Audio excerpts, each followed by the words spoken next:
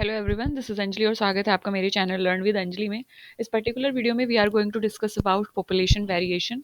So how population is varying, population कैसे बदल रही है। सो ये जो थ्योरी है इसमें ये कहा गया है कि कोई भी ऑर्गेनिज्म रिप्रोडक्शन के through any organism could take over the earth, कोई भी ऑर्गेनिज्म अर्थ पे सर्वाइव कर सकता by the process of reproduction. So reproduction is what? Reproduction is producing young ones of their own kind, अपने तरीके के offspring को प्रोड्यूस करना, that is reproduction. That is the process of reproduction.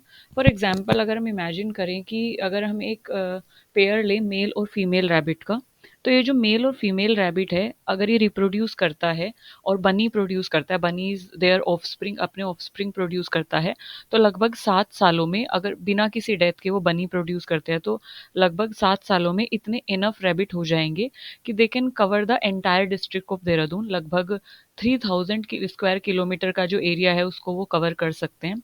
लगभग 7 सालों में इतने जो बनीज हैं वो एक तरीके से अपीयर हो जाएंगे या सर्वाइव हो जाएंगे। उसी तरीके से दूसरा एग्जाम्पल है कि अगर E coli, it is a kind of bacteria, अगर ई कोलाई है और ई कोलाई जो बैक्टीरियम है उसको वो रिप्रोड्यूस करता है, तो वो बैक्टीरिया जब रिप्रोड्यूस करता है तो it can cover the earth with a 1 foot layer. तो लगभग 1 फुट लेयर तक ये अर्थ को कवर कर सकता है इन जस्ट 36 आवर्स। तो लगभग 36 आवर में ये अर्थ, पूरी अर्थ को 1 फुट लेयर तक कवर कर सकता है E. coli bacteria. So this is the power of that process of reproduction, कि किस तरीके से एक population जो है वहाँ पे थ्राइव कर सकती है, सर्वाइव कर सकती है। तो if you talk about this thing, तो एक क्वेश्चन आता है कि why do we see these population getting so big as they theoretically could. So क्यों ये पॉपुलेशन इतनी ज़्यादा ग्रो हो जा रही है, क्यों ये इस तरीके से एक्सपोनेंशियल ग्रो कर रही है। तो देखिए, ई कोलाई है, रैबिट्स हैं, एंड जो भी लिविंग ऑर्गेनिज्म है, दे नीड स्पेसिफिक रिसोर्स। तो रिप्रोडक्शन के लिए और उनको सर्वाइवल के, मतलब reproduction is just one process जिसके थ्रू ऑफस्प्रिंग आएगा, लेकिन उसके बाद उसकी ग्रोथ होना और उसको रिप्रोडक्टिव एज तक पहुंचना, उस टाइम ड्यूरेशन में जो चीज़ें लगती हैं, दे आर लाइक रिसोर्सेज लगते हैं बहुत सारे। न्यूट्रिएंट की अवेलेबिलिटी चाहिए हमें, एक सुटेबल इन्वायरमेंट चाहिए, क्योंकि अगर ऑफस्प्रिंग आता है तो उसको सर्वाइव कराने के लिए हमें एक सुटेबल इन्वायरमेंट भी तो चाहिए। मतलब ऐसा भी तो हो सकता है कि वो ऑफस्प्रिंग खत्म हो जाए या मर जाए, वो रिप्रोडक्टिव एज तक पहुंचे ही ना। तो we need that suitable environment in order to survive and reproduce. Reproduction के लिए और सर्वाइवल के लिए हमें न्यूट्रिएंट, रिसोर्सेज और सुटेबल इन्वायरमेंट चाहिए। तो ये सारे जो रिसोर्सेज है, दे आर नॉट अनलिमिटेड, और जो भी रिसोर्सेज हमारे पास हैं वो अनलिमिटेड नहीं है, मतलब दे आर लिमिटेड, है ना। और जो पॉपुलेशन है can only reach a size that matches the availability of resource in its local environment. होता क्या है कि कोई भी जो एरिया है वो उतनी ही पॉपुलेशन को सर्वाइव करा पाएगा जितने उसके पास रिसोर्सेज हैं। अगर उसके पास रिसोर्सेज कम हैं और पॉपुलेशन एक्सपोनेंशियली ग्रो कर रही है, तो क्लैश हो जाएगा और पॉपुलेशन की डेथ हो जाएगी। ठीक है। इसी को बोला गया कैरिंग कैपेसिटी। कैरिंग कैपेसिटी कोई भी, मतलब कैरिंग कैपेसिटी किसी भी इकोसिस्टम की वो कैपेसिटी होती है कि कितने ज़्यादा से ज़्यादा ऑर्गेनिज्म के लिए उस इकोसिस्टम के पास रिसोर्सेज की अवेलेबिलिटी है, ताकि वो उन सभी ऑर्गेनिज्म को सर्वाइवल मोड में रख सके या सर्वाइव करा सके। So how much amount of resources they have, how much amount of resources that ecosystem has, ताकि वो जो ऑर्गेनिज्म है उनको सर्वाइव करा के रख सके। So that is the thing, that is the carrying capacity of that ecosystem. तो रिसोर्सेज अगर अनलिमिटेड, रिसोर्सेज लिमिटेड हैं, रिसोर्सेज अनलिमिटेड नहीं है, तो वो उतनी पॉपुलेशन को एक तरीके से ग्रो करा सकते हैं, which can match the availability of resource in it local environment. जितने रिसोर्सेज होंगे उतनी ही ऑर्गेनिज्म को वो ग्रो करा सकता है। So that is. नेक्स्ट हमारे पास आता है मास और एनर्जी फ्लो इकोसिस्टम में। मास और एनर्जी फ्लो क्या कहता है? देखिए, लिविंग ऑर्गेनिज्म जो है वो एनर्जी को यूज़ करता है। कोई भी लिविंग ऑर्गेनिज्म है वो अपने सर्वाइवल के लिए और एक ट्रॉफिक लेवल से दूसरे ट्रॉफिक लेवल पे जो ट्रांसफ़र होती है फूड चेन में, दैट इज़ एनर्जी। अब जो एनर्जी है वो दो फॉर्म में हमारे पास प्रेजेंट है। पहला है रेडिएंट एनर्जी और दूसरा है फिक्स्ड एनर्जी। अच्छा, रेडिएंट एनर्जी क्या होती है? रेडिएंट एनर्जी होती है इलेक्ट्रोमैग्नेटिक वेव्स, जैसे कि लाइट। तो light energy is what? Light energy is that electromagnetic radiation, light energy is that radiant energy. अगर हम फिक्स्ड एनर्जी की बात करें, तो फिक्स्ड एनर्जी होती है जो किसी भी इकोसिस्टम में उसके मास की वर्च्यू से है, मास की वजह से है। तो due to the virtue of its mass, जो एनर्जी है, जो फिक्स्ड एनर्जी है उसके मास में, that is chemical energy, that is bound in various organic substance. तो कोई भी जो चीज़ है वो ऑर्गेनिक सब्सटेंस से बनी होगी, इनऑर्गेनिक से बनी होगी। तो फिक्स्ड एनर्जी जो उनके केमिकल बॉन्ड की वजह से, केमिकल एनर्जी जो है that is fixed energy, which can be broken down in order to release their energy content. अब जो फिक्स्ड एनर्जी है वो फोटोसिंथेसिस की प्रोसेस होती है, तो वो फिक्स्ड एनर्जी कन्वर्ट होती है ना, फूड एनर्जी में। तो कहीं ना कहीं वो एनर्जी जो है वो ब्रोकन डाउन होती है और अपनी एनर्जी को रिलीज करती है, हीट की फॉर्म में कुछ एनर्जी डिसिपेट होती है। तो जो फिक्स्ड एनर्जी है it is associated with matter. तो फिक्स्ड हम इसको इसलिए बोल रहे हैं क्योंकि ये मैटर की वजह से, मास की वजह से, और मास जो है वो एक फिक्स्ड एंटाइटी है, तो इसलिए इसको फिक्स्ड एनर्जी बोला गया है। और इलेक्ट्रोमैग्नेटिक वेव्स की वजह से जो है उसको लाइट एनर्जी बोला गया है या रेडिएंट एनर्जी बोला गया है। अब जो एनर्जी है ना that is collected by plant from the sun, flows through ecosystem in food chain. अब जो एनर्जी है वो किस तरीके से फ्लो करती है, एनर्जी जो है वो जैसे सोलर एनर्जी है, ये रेडिएंट एनर्जी है, तो ये फर्स्ट ट्रॉफिक लेवल में जाएगी यानी प्रोड्यूसर्स में जाएगी। और ये लाइट एनर्जी जो है वो केमिकल एनर्जी में कन्वर्ट होगी। केमिकल एनर्जी में क्यों? क्योंकि वहाँ पे C6H12O6 फोटोसिंथेसिस की प्रोसेस के थ्रू जो C6H12O6 यानी ग्लूकोज जो बना है, ग्लूकोज जो बना है ये उसमें कन्वर्ट होगी, है ना। तो होता क्या है कि ऑर्गेनिज्म जो है they can fix radiant energy utilising inorganic substance to produce organic molecule. तो only plant have that power या प्रोड्यूसर्स हैव दैट पावर कि वो जो ऑर्गेनिज्म है वो उस रेडिएंट एनर्जी को फिक्स कर सकते हैं। कैसे? इनऑर्गेनिक सब्सटेंस मतलब जैसे कि CO2 है, H2 है, और सनलाइट की हेल्प से वो ऑर्गेनिक सब्सटेंस प्रोड्यूस कर सकते हैं। ऑर्गेनिक सब्सटेंस मतलब C6H12O6 it is a kind of organic substance क्योंकि इसमें कार्बन है, हाइड्रोजन है। तो ऑर्गेनिक सब्सटेंस में इसको कन्वर्ट करते हैं, ऑर्गेनिक मॉलिक्यूल में इसको कन्वर्ट करते हैं कौन? ऑटोट्रोप्स या प्लांट्स। तो ऑटोट्रोप इनऑर्गेनिक सब्सटेंस को ऑर्गेनिक मॉलिक्यूल में कन्वर्ट करते हैं और with the help of what? Photosynthesis की प्रोसेस के through, with the help of photosynthesis. So ये जो एनर्जी है ये सन से फ्लो होती है इकोसिस्टम में, प्रोड्यूसर्स इसको कन्वर्ट करते हैं, देन ये सक्सेसिव ट्रॉफिक लेवल पे जाती है और ये फूड चेन में किस तरीके से क्या होती है? फ्लो होती है। तो organism cannot obtain energy from abiotic sources but depend on energy rich organic molecules synthesized by autotrophs are called heterotrophs। तो organic जो भी organism जो है they cannot obtain energy from abiotic sources। अब जैसे कि अगर मैं प्रोड्यूसर्स की बात करूं तो ये एनर्जी कहाँ से ले रहे हैं? सन से ले रहा है और इसने H2O और CO2 से ऑर्गेनिक मॉलिक्यूल प्रोड्यूस किया, ठीक है। तो इसने अबायोटिक सोर्सेज से कहीं ना कहीं ऑर्गेनिक मॉलिक्यूल प्रोड्यूस किया, एनर्जी रिच ऑर्गेनिक मॉलिक्यूल इसने प्रोड्यूस किया, है ना। अब जो ये सब नहीं कर पाते, मतलब कि जो अबायोटिक सोर्सेज से energy rich organic molecule produce नहीं कर पाते या फूड को सिंथेसाइज नहीं कर पाते ऑटोट्रोप्स की तरह, उनको क्या बोला जाता है? हेट्रोट्रोप्स। हेट्रोट्रोप्स मतलब कंज्यूमर्स, जिसके बारे में हमने पहले भी बात की थी। तो जो अपना खाना खुद नहीं प्रोड्यूस कर पाते, ऑर्गेनिक मॉलिक्यूल खुद नहीं प्रोड्यूस कर पाते, उनको हेट्रोट्रोप्स बोला गया है। So so they are dependent heterotrophs, they are dependent on what? They are dependent on autotrophs। जो एनर्जी ऑटोट्रोप्स सिंथेसाइज करते हैं, they are dependent on that energy. Okay. So फिर आगे आता है कि which can obtain energy from living organism are called consumers. तो consumers are दो जो किसी और से अपना एनर्जी को कंज्यूम करते हैं या लेते हैं।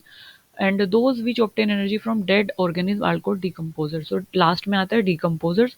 डिकम्पोजर्स मतलब जो कि डेड डिकेइंग ऑर्गेनिक मैटर से अपनी एनर्जी गेन करते हैं, फूड गेन करते हैं।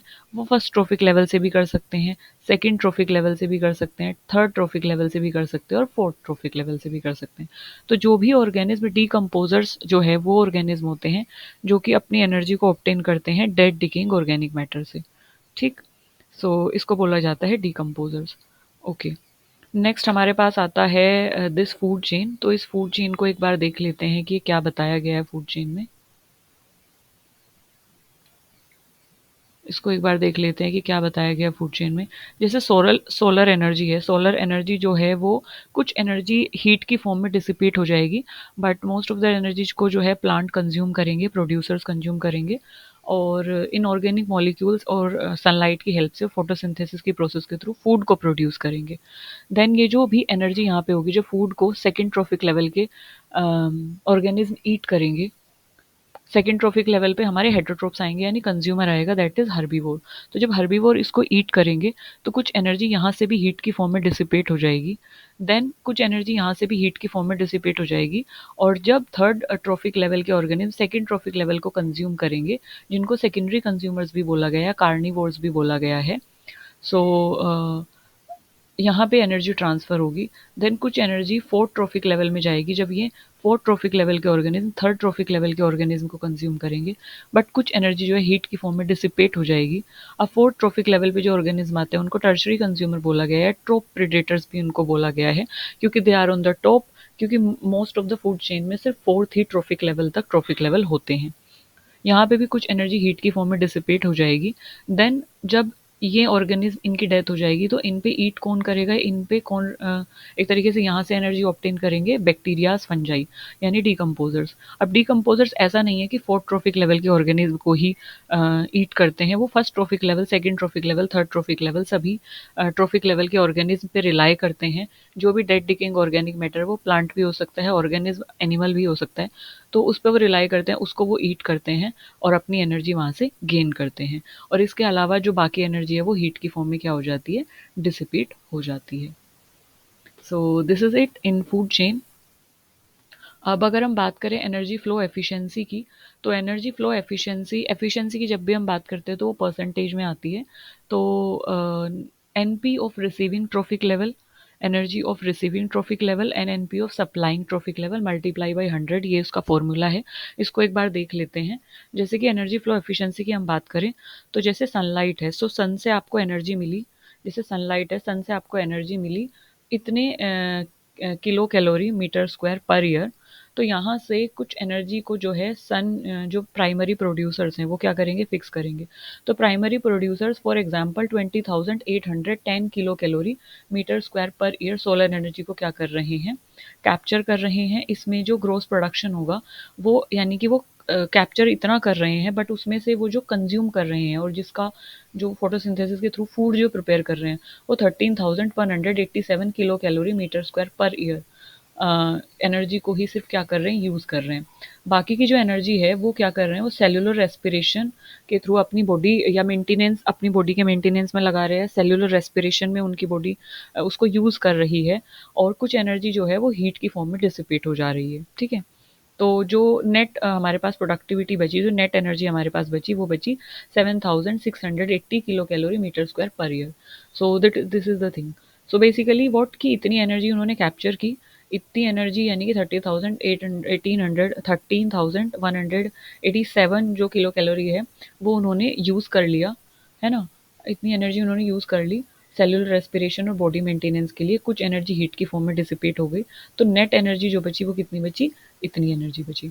सो energy captured in the bodies of plant available to get eaten by primary consumers. So इतनी ही एनर्जी उनके पास बची, मतलब कि ये बोला गया है कि इतनी एनर्जी उनके पास बची, उनकी बॉडी में बची, that is available to get eaten by primary consumer. तो ये वो एनर्जी है जिसको प्राइमरी कंज्यूमर कंज्यूम करेंगे। So now this is the net that energy जिसको प्राइमरी कंज्यूमर्स क्या करेंगे, कहीं ना कहीं कंज्यूम करेंगे। So okay, however primary consumer get only, अब इसमें से भी अगर देखा जाए,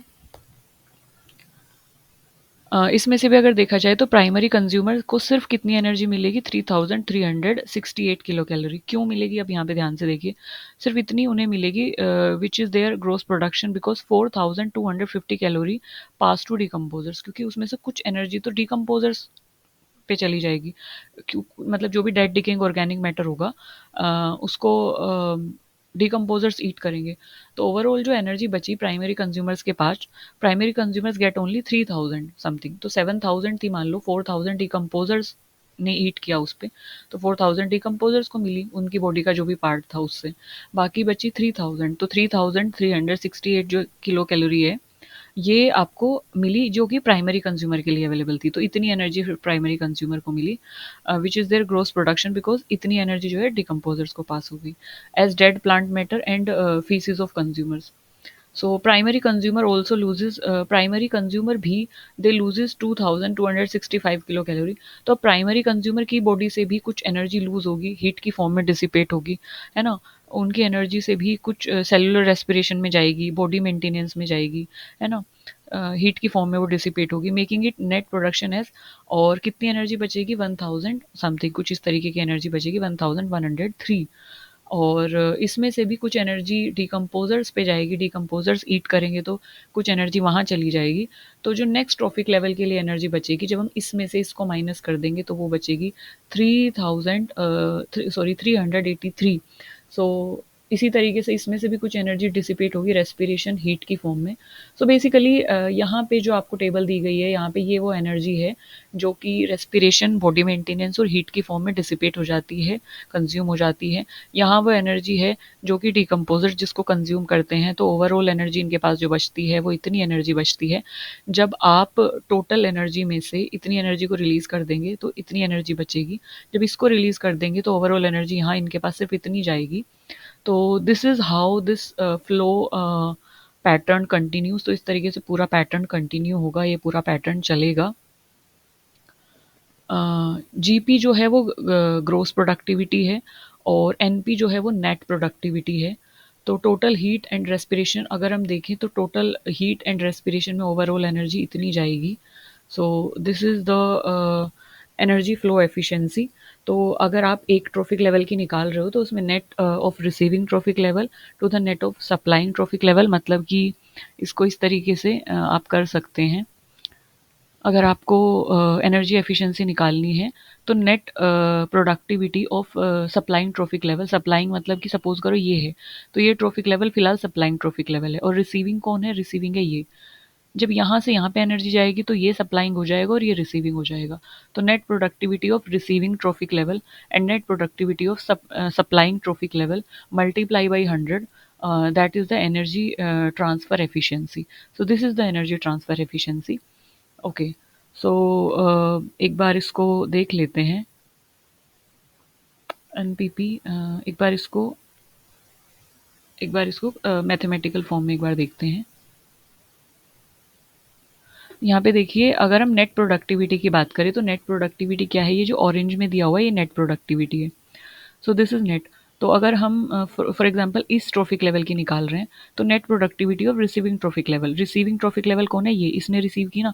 तो नेट प्रोडक्टिविटी कितनी है इसकी, 1103 divided by net productivity of supplying, supplying कौन है, ये सप्लाइंग है। तो इसकी नेट प्रोडक्टिविटी कितनी है जो ऑरेंज में दी गई है, दैट इज 7618 इसकी नेट प्रोडक्टिविटी है।